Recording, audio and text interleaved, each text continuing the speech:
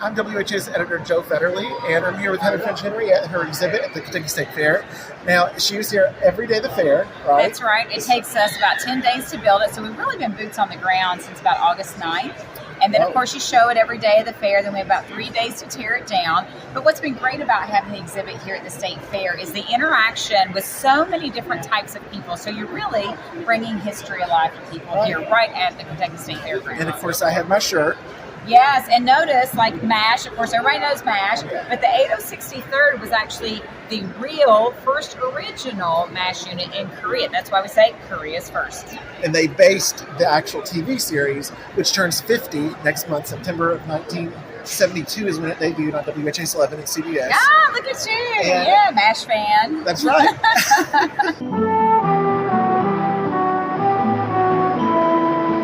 Tell us what this is. The headquarters. This is kind of like where it starts of the MASH part. Right. So everybody knows like of the Korean War primarily because of the show MASH, which is really great to have that sort of connection. But really to bring it alive for people and bringing out some of the amenities, like this is a replica of a real MASH unit sign that would have been in Korea, and we actually had a picture that we took to an artist and said, "Hey, can you make this for us?" And Phil Seeds, who is a Marine, actually did this for us, which is awesome. We have over here, we have a World War II ambulance, but because we had downgraded our military so significantly after World War II, we actually used a ton of World War II amenities in the Korean War. So at the beginning of the war, we were utilizing a lot of World War II vehicles, and that included this World War II ambulance. And a lot of times, like in MASH, you'll see the Bell helicopter and this ambulance coincide because the Bell helicopters were bringing in a lot of the injured, and they were shipping them off then in this particular ambulance. So here we'd had to do a lot of really interesting things to the exhibit. So in Korea, you had Quonset huts and you had tents. It's as real as possible, but you also know it's the state fair. So in all of the little extras, like the ropes coming down, you want to make it look like a tent without being a real tent. And so I purchased all of this really bright green canvas. I faded it down with Kilimanjaro green paint and then cut 20.5-inch sections to go across the top and then roped it down because they did have all of their tents roped down like this. So again, it's giving the illusion of what they would have had in Korea without giving the real thing, because really when you try to find vintage old tents, it's really few and far between. And the National Guard, of course, I reached out to them, but of course they were all in eastern Kentucky for the flooding issues, and so learning how to do this is something that as a designer we're problem solvers, and so that's what we do. I've heard the term Quonset hut. Actually, was it originated in the military, but it really was a big thing that kicked off in the Korean War? Well, actually it kicked off during World War I, but it came really important in Korea because they could be prefabricated and then shipped over. But Quonset huts were made out of a plethora of materials, so a lot of times you see the all-metal Quonset huts and you see the corrugated metal around the top. And a lot of times you'll also see corrugated metal on the front, but then you also saw a lot of wood-based Quonset huts as well. So we gave people a couple of different looks of what Quonset huts may have looked like in the day of the Korean War. Now, I see this episode of MASH playing, and you know that ran from 1972 to 1983 on WHAS and CBS. And did you know that Milton Metz got to meet the cast? I did not. That's so random. That's right. That's right. Here's a sneak peek of Milton Metz interviewing the cast of MASH right when it was debuting here on WHAS 11 in 1972. You see the new series called MASH on CBS and Channel 11. It comes from the very successful motion picture, and they hope for big things with it. Principally with these interesting chaps in the background who are barely managing to stay awake during the course of the interview.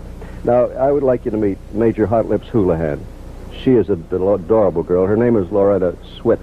That's her acting name, but her part in the play, my real name. Major Houlihan, that's her regular name. This is Wayne Rogers. You've seen him in a lot of productions. I think he's played a lot of mean parts of westerns, but he says I've got him confused with someone else. His name is Wayne Rogers, and he plays the part of Trapper John, a combat surgeon in MASH. What's funny about, the Korean involvement? Well, we don't get laughs out of blood. Korean involvement is not what is funny. The Korean War is not what is funny. What is? Or the war itself is not what is funny. We are, hopefully. I mean, you've been laughing a little bit. Like crazy. It's the outrage against the war. Now this well-dressed dude here, Please, don't touch him. At any time during the interview? McLean Stevenson, the untouchable, he is Lieutenant Colonel Blake, and he is the commanding officer, and they say that you're nervous nervous in the part. What does that Very mean? nervous. Milton, may I ask you a personal question? Why are you wearing a hairpiece that the net shows on it? This is a big market, dummy.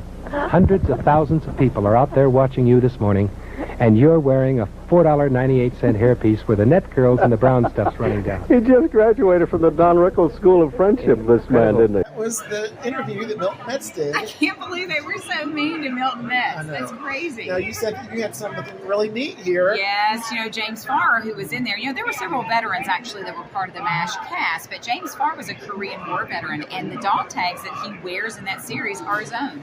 Really? Isn't that neat? I just love the fact that there was that real authenticity as part of that series. Oh, I know. And in addition to all the other great memorabilia you have, that's what I love about this exhibit. It's reminding you that it's not just a TV show.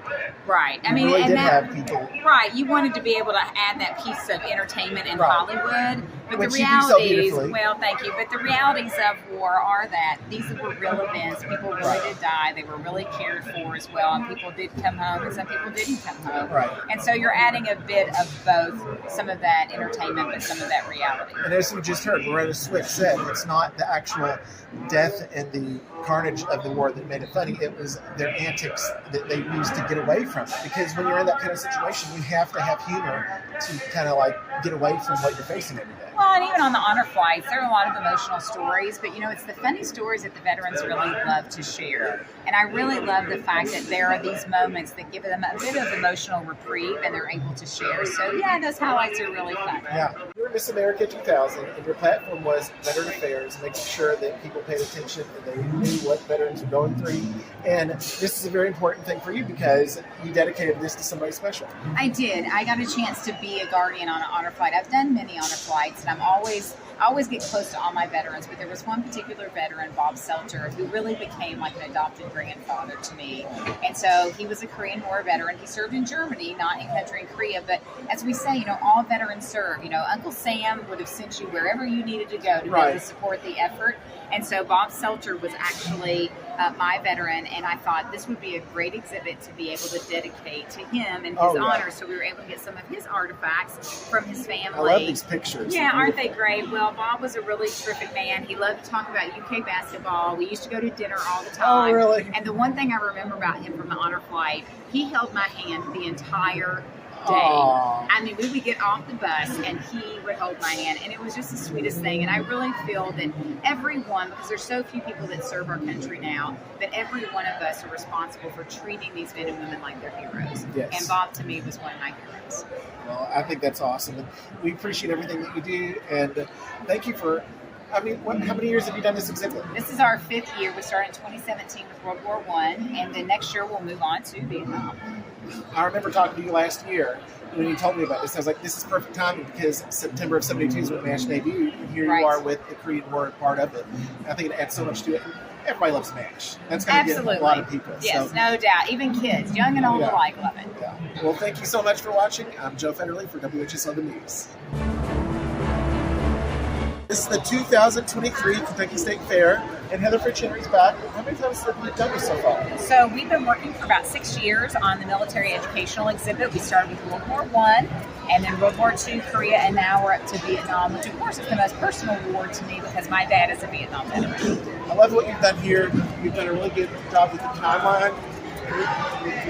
I didn't understand how interesting it is how World War II and World War I really has a lot to do with what made Vietnam happen, the war actually happened. Yeah, all of our major players in the wars preceding or after World War I, all of the leaders kind of came out of those first 2 world wars. So it made such a profound impact, and you can see generationally the ripple effects that the 2 world wars had, especially World War I. Now, Ho Chi Minh, who of course became the leader in the North Vietnamese movement, actually was trying to get a hold of the United States at the Paris peace talks after World War I. And of course there was some difficulty, and he tried many times. And so when we talk about, what can diplomacy do for a country, when you go back through history, you think about the over 58,000 men and women who died in Vietnam, and you just think, did that really have to occur? But of course, here we are at the State Fair honoring those who served in the Vietnam War, the Vietnam era. And here in Kentucky, we lost over 1,100 of our Kentuckians, and over 125,000 of them served. Something I learned here, 22,000 passed away. How long did it take you to write all this? So I get a lot of wonderful information from some online resources. History.net had this really beautiful timeline that sectioned it out in these wonderful topics like more truce, more deaths, more protests, and then North Vietnam shocks America, and then the gradual withdrawal. So for people at the fair, they can come to this timeline and get snapshots of those time frames, and then they can go back and research it. So History.net had a really good timeline, but a much more of our information throughout the exhibit came from the 50th Commemoration Vietnam website, which anyone can go on. They can download posters and information about the Vietnam War and those in the Vietnam era. And you said you've seen a lot of veterans take pictures of all this stuff because it's so important to them to see it documented so perfectly. You can see it because a lot of people don't know the after effects of what came before. I learned a lot from all this. Well, our timeline goes all the way back to 1887 with the French colonization of Vietnam, because in order to understand the present, you have to go back to the past to see how did we get here, what were the effects that came before us, and then what led us into war, and then what happened after the war. One of the best parts of the timeline, though, is actually on the other side, and it's actually this wonderful map right here that a lot of veterans have actually been looking at, because it shows North Vietnam, the DMZ, and then South Vietnam. And of course, a lot of people hear about Saigon, which is now called Ho Chi Minh City, and people hear about the DMZ, the demilitarized zone. And then my dad served in I Corps up in north of South Vietnam, and he was wounded in a place called Quang Tri. So for me, I've grown up knowing a lot about where he was, where he served, and that's why I encourage other families to learn. And that's why veterans coming up, showcasing these to their family members and their grandkids and their great-grandkids is really important.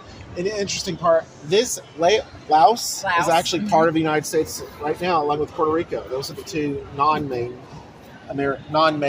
American territories. And what's interesting is, North Vietnam, of course, they came in at the end, and there was a great sort of exodus at the fall of Saigon.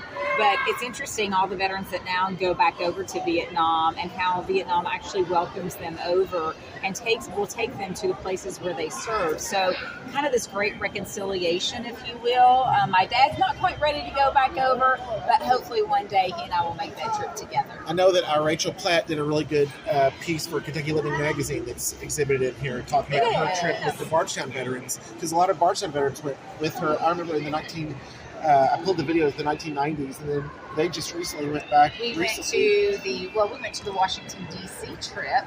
There was an overnight for trip, the honor right? flight. Yeah. Yes, I was on that trip with them. Right. And, a lot of people during the Vietnam era, or people who remember the National Guard as a place where people were able to dodge the draft, and that just simply isn't true. It's sort of a falsehood, because there were a number of our guardsmen and women who actually were deployed out of the Guard for federal service, just like they are today. And Bardstown had a huge amount of personnel who were activated for federal service and were killed in action. You want to show us some of your favorite parts of the exhibit? I will, actually. Among the vehicles, of course, that are within the exhibit, you've got all of these wonderful vehicles from the Kilroy chapter of the Military Vehicle Preservation Association. And then, of course, inside the barracks, as we call this, we've got some personal effects. And one of these, which is my favorite, is actually my father's over here. He served in Vietnam with William and Quang Tri. He actually let me showcase his dress greens and his dress blues. He's a Marine, proud Marine, and then showcasing his Purple Heart as well. He was wounded on December 27th, 1967. And that's his picture. That's his picture, yes. So obviously a very deeply personal exhibit. Very much so, and I think any child of a Vietnam veteran, we grew up with our parents talking about the war, and some having really personally been affected. My dad came home with co-occurring issues with substance abuse and PTSD, and then his brother wound up a homeless veteran years later, but both men getting their lives turned around through government-assisted programming. So that's what led me as Miss America to champion veterans' issues, and it's really why I do the bulk of the work that I do today for our military and our veterans. It's a great platform. A lot of people are very thankful. Now tell us about the wood. You were telling me about the wood that you're.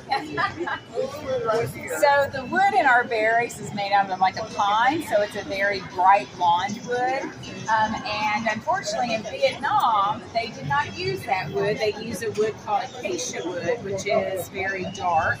And so, in order to make this really representative of the Vietnam War, after we rebuilt the barracks, and I came in and hand stained it and then aged it to make it look like it would have in Vietnam. And then, of course, a lot of the barracks over there had screens in them. It was very hot and muggy, wet all the time, basically. And it basically was a hot mess in Vietnam. So there were a lot of just really interestingly resourced pieces that got put together. The KUT documentary that you have playing, of course you have the Good Morning America, Good Morning Vietnam shirt. The Good Morning Vietnam shirt. I'm very happy I got the last extra large, thank you. And of course it's the Robin Williams film you have playing, and right next to that is the documentary film from KUT. And that's really interesting because it tells you the horrors that they had to face. They would make certain the enemy would make the holes that you'd fall into and purposely put the sharp edges to where it would do the worst damage to the person's feet. It's just horrible. Yeah, the great thing about KET's documentaries through each of the wars is they use the words and they use the interviews of the veterans themselves. So it's not like a traditional documentary where someone is putting words into their mouths. It's actually the veterans telling their own story, and you get a much more personal viewpoint of the war. Too often we let the media kind of direct that narrative, and it's much better to hear directly from the horse's mouth. Like my dad is in that interview, lots of veterans I've worked with are in that interview, and it's, if you really want to know or see what veterans really went through and how they feel, you should talk to them directly, and watching these KET documentaries of each of the wars is really profound. And I also was reminded that the character that Mel Gibson plays in We Were Soldiers was from Bardstown, Kentucky. Hal Moore, that's exactly right, and they actually have a little museum in Bardstown dedicated to Hal Moore. Awesome. And you tell me about how much people love giving you these great vehicles on loan for 11 days, right? Right. So the Kilroy chapter of the Military Vehicle Preservation Association pulls together, and when I tell them the era of service that we're doing or different war periods, they will go out to their collectors and ask who has something that pertains to like the Vietnam War, and then they will then loan their vehicles here. And many of the vehicle owners will come here with me, stand every single day, all day long at the fair. It's 11 days. It takes us 10 days to build the exhibit, 11 days to show it, and 2 days to tear it down. So about 23 to 24 days on average here at the State Fair. Now, one last thing you said about how many of these do you have laying around? So we have about 3,000 sandbags a part of the exhibit, and they are real sand, and so each one of them weighs between 50 and 70 pounds. We have a few filled with mulch, just like inside the cases where they might be too heavy. But just so, a little factoid, so 1,000 sandbags uses 15 tons of sand. So here we have 45 tons of sand in this exhibit. Amazing. Just to make it that authentic. Well, thank you very much for this great tour. I appreciate it. No, thank you for everything you're doing for the veterans. Oh, I appreciate it. Thank you. Thank you. Thank you.